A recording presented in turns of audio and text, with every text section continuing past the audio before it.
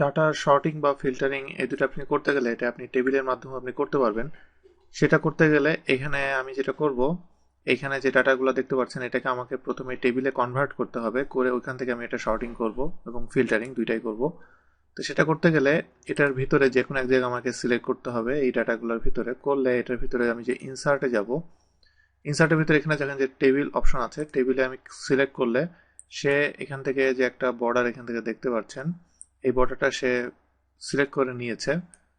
আর আমি যদি মনে করি যে না আমি কাস্টমাইজ করে সিলেক্ট করে দিতে চাই, তাহলে আমাকে সেই ক্ষেত্রে এখানে ধরে একদম নিচে যেয়ে আমাকে এটা সিলেক্ট করে দিতে হবে। এটা আপনি ম্যানুয়ালি দিতে পারেন বা সে নিজের থেকে সিলেক্ট করে নেয়।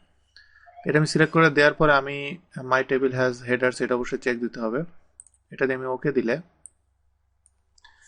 এবার আমি যদি উপরে আসার পরে এখানে দেখেন যে এটা টোটালি একটা টেবিলে কনভার্ট হয়ে গেছে। তো টেবিলে কনভার্ট হয়ে যাওয়ার পরে এখানে আমি প্রথমে এটার লুকসটা একটু চেঞ্জ করলাম। এখানে ডিজাইনে চেঞ্জ করার পরে এখন এটা কিন্তু টেবিলে কনভার্ট হয়ে আছে। তো আমি টেবিলের ডিজাইন সেকশনে গেলে এখানে কিছু অপশন আছে উপরে, যেগুলো হয়তো আমি কিছু জিনিস আলোচনা করেছিলাম। এইখানে একটা জিনিস যে আমি এখানে উপরে একটা অপশন আছে দেখেন, রিমুভ ডুপ্লিকেট। এর ভিতরে যদি কোনো ডুপ্লিকেট কোনো ভ্যালু থাকে সেটাকে আমি একটা রিমুভ করে দিব। যেমন এখানে 4 5 যদি দেখেন, আমি এটাকে হাইলাইট করলাম।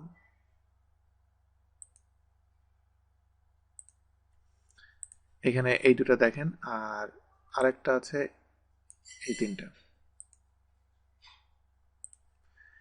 এখানে এটা ডবল আছে এবং এটা ট্রিপল আছে।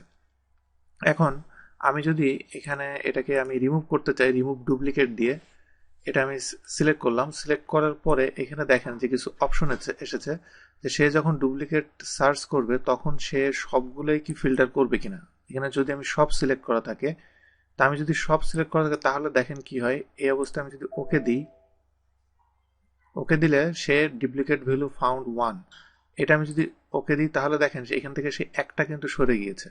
কিন্তু আর এইগুলো আপনার রিমুভ হয় নাই। এগুলো রিমুভ না হওয়ার মেন কারণ হলো আমি যদি সার্চ করতে করতে করতে করতে লাস্টের দিকে যাই তাহলে দেখেন এইখানে এই তিনটা ভ্যালু কিন্তু সেম না, যার কারণে এইগুলোকে সে ডুপ্লিকেট ধরছে না। আমি আবার ব্যাকে গেলাম।